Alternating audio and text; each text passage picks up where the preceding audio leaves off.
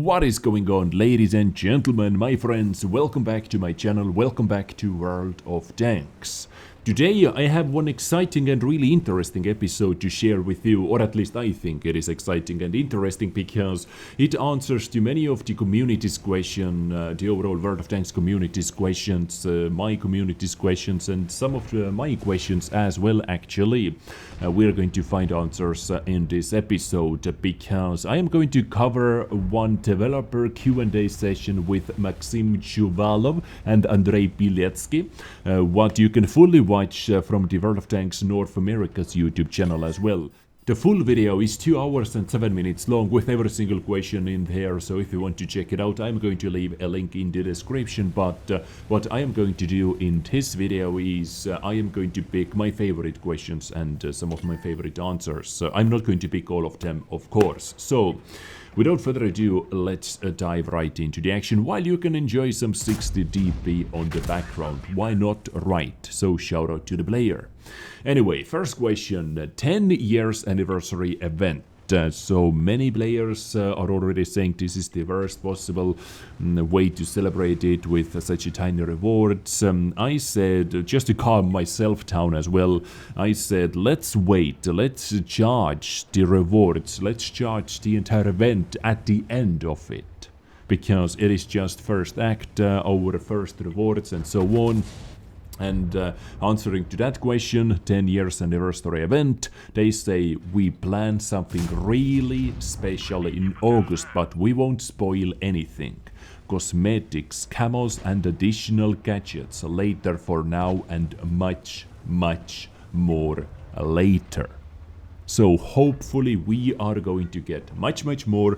Free stuff is always free, but you know, 10 years for a game is freaking phenomenal. Stage, phenomenal, I don't know, achievement, however you can say, however you want to say that. So yeah, they have to celebrate it with a bang.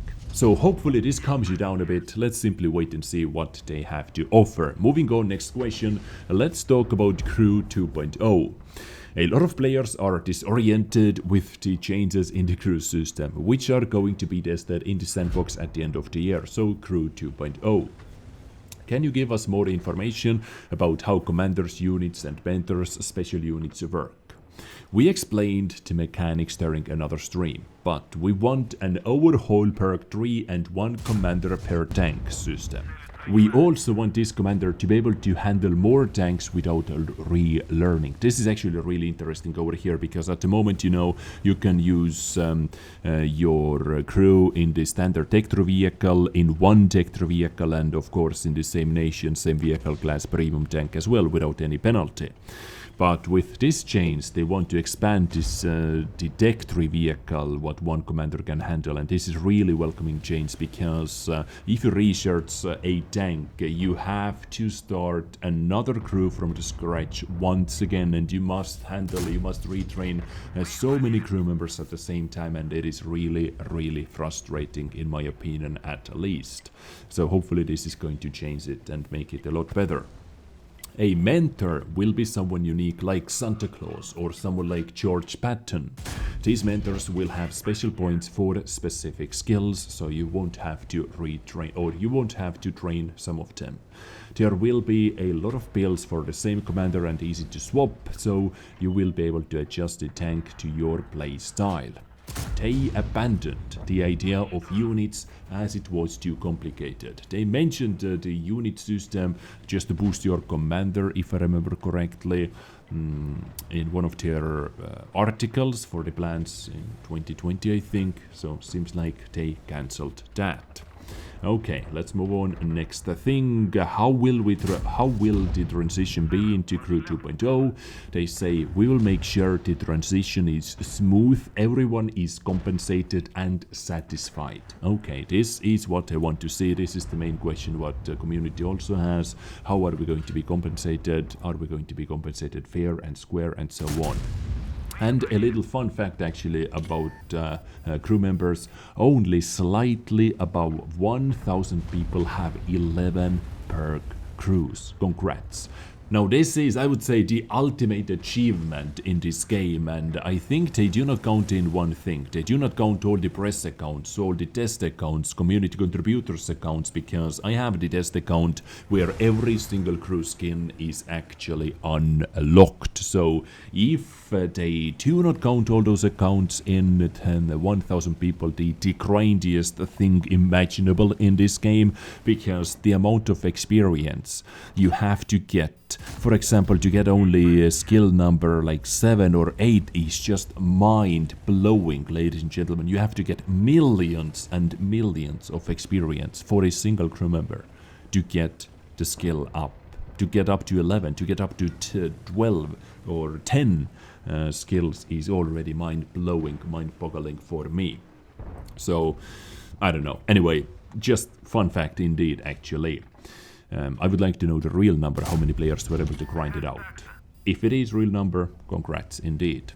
But anyway, moving on, next question or next answer, wheeled vehicles will be rebalanced, they say. We will start from increasing the effectiveness of destroying wheels, and if that won't help, we will increase the rain resistance. If that also fails, we will focus on debuffing other aspects. So this is what I mentioned in one of my previous episodes as well. This I thought this is how they are going to do that, and this is actually confirming it. So at first they are going to look at the effectiveness of destroyed wheels, because at the moment it doesn't have any effect whatsoever. Basically, if you hit like 1 or 2 wheels, then after that the rain resistance says, if that fails, focus on debuffing other aspects like top speed and so on, I think. So I would actually look into top speed already, but we'll see.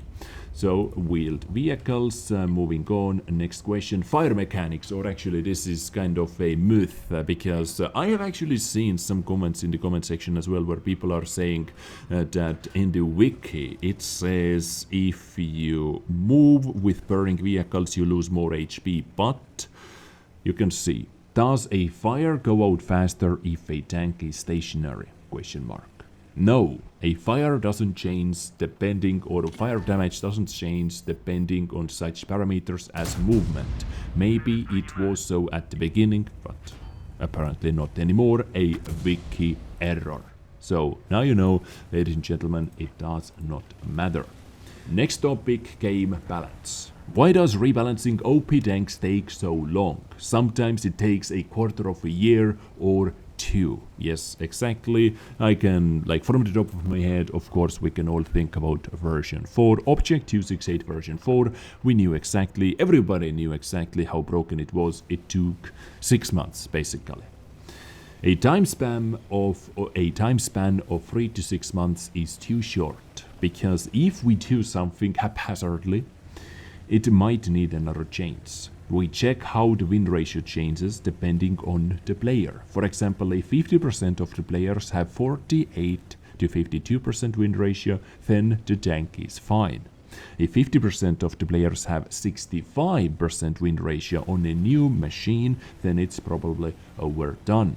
Now, I hope this is not the only thing they are looking at, because let's say they release something new for Clan Wars people, for example, so only top players are able to get that. Number 1 booster, win ratio booster, only top players are playing with it. That means win ratio is going to be high anyway, even with quite a shitty vehicle. If top players play it, they can actually change the win ratio, and they can show it as a really strong vehicle, because not too many players have it. That means if you are playing with tank A, for example, it doesn't mean, or more often than not, tank A is not on the enemy side. So if you win 100% of the battles. The more vehicles we have, the more tank A's we have on the battlefield. That means we have tank A in team 1, we have tank A in team 2. One team wins. 100% win ratio on one side, 0% win ratio on the other side, average win ratio 50%. So that kind of direction, or that kind of analyzing doesn't show you all the things. What you have to look, what they are also looking at is players. If 48 to 52% win ratio player suddenly with that vehicle is winning 57% of the battles or even 60% of the battles, then something is wrong. Because like if you do not have that vehicle on too many players, once again, they can change the win ratio by themselves already. But if kind of an average player becomes really good suddenly overnight, if like all really average players become really good suddenly overnight playing that tank, then something is wrong. But yeah, there are different ways and many different things what they should look at the same time. Okay, so game balance, let's move on. Next topic, new collector tanks. There are a lot of ideas, but there are a lot more important things to do at the moment besides new collector's tanks. We need to think about the criteria of adding them and then unlocking by the player such tanks as Argentinian ones or Hungarian ones. Ooh, intriguing. But I like what they say over here. There are indeed a lot more important things to do. Last year there was the idea of an international tech tree, but thanks to the collectors tab, collectors section vehicles, there are now new ways how to release or how to realize such an idea and many similar ones. So they have many ideas, they have many new national ideas, collectors tab. I'm actually looking forward to it, but yeah, as they said, there are a lot more important things to do in this game at the moment. Moving on, next topic, speed, normalization and RNG changes for shells. Question was raised and they said, we do not plan to change those values now. Speed, normalization and RNG. So 25% RNG, shell velocity, normalization stays the same because they want for each shell type to have its purpose and not complicate it further by making parameter changes. Okay, if you had that question, this is your answer. Moving on, next up, constantly playing on the same map. We didn't change anything besides making sure people won't see the same map in the span of 7 battles. I can tell you that right away, it does not work at the moment. Maybe you must activate every single battle mode, every single game mode possible, because I can even say that today I had mines 2 times in 4 battles, I believe, in a tier 9 medium tank, light tank. So yeah, there is that. Not fun if you're trying to free market. Anyway, next up, next question is really interesting actually. Why do premium shells cost more? They said the way in which we determine the cost is realistic DPM. The chance of doing damage times the damage value. Special rounds have higher effective DPM, thus the higher cost. Higher potential realistic DPM because you can realistically penetrate more. One of our tasks is to adjust for future prices because the amount of standard damage will be higher. Yes, indeed. You have to spam more premium rounds if you want to do the same damage as you would do with standard rounds. But once again, with standard rounds, if you cannot penetrate, you deal big fat 0 damage. So there are always 2 sides to one coin, right? Okay, moving on. Next up. Next topic is actually really interesting once again. The Leopard 1 and STB1 changes were well received. Indeed, STB1, I love it so much. Leopard 1, I love it so much. Changes in the E50M, AMX30B and T62A.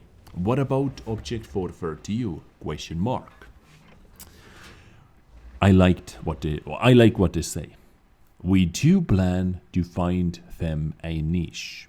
The sandbox tests for E50M, ladies and gentlemen, should start this year, definitely.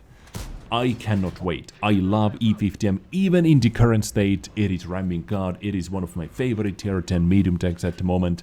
And it is going to be retuned, touched, it is going to be shown some love from Wargaming in 2020, definitely. I am going to mark this down and going to show it to them if they do not do that. The 121 is in a harder spot because it is basically 432 but weaker in every single aspect, basically. And we will think about a place for it. So 121 needs a lot deeper surgery, let's put it that way. Maybe a higher DPM than 430. Maybe, we'll see. They didn't say anything about AMX30B or T62A, but now as those vehicles are in the collector's section, I wouldn't put my hopes on it. I wouldn't put my hopes on them changing or buffing those vehicles in the near future. Alright, next up, better changes for the T110E5, so it won't be behind the Super Conk in almost every single aspect or always. And they said the information will be passed on. They do not have enough info on the E5 yet or at the moment, but they would like to change the current playstyle for sure.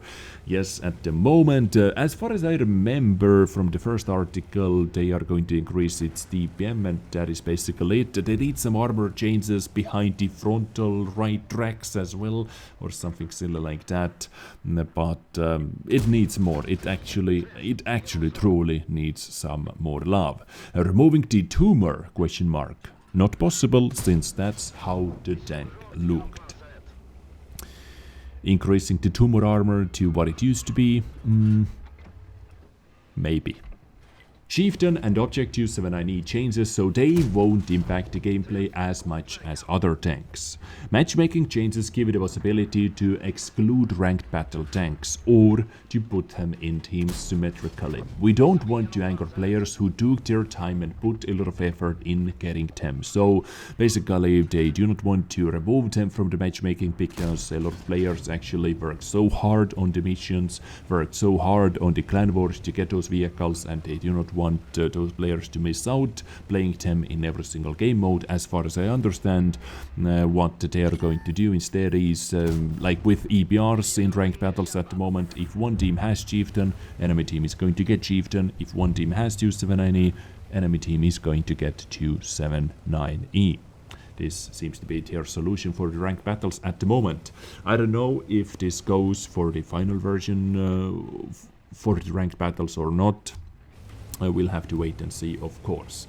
Next question is about Minsk. Are Minsk changes coming? I can answer to that already, even without looking at the answer. Yes, it is. I have seen the pictures, and it looks promising. I'm going to say that it looks quite promising. They are going to say, or they are saying, yes, we are ready for changes. It passed the tests, but we will still have problems with historical elements, which we will try to resolve first.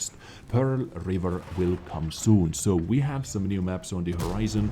We have Perlin map coming in, we have Pearl River coming in, and Minsk changes as well.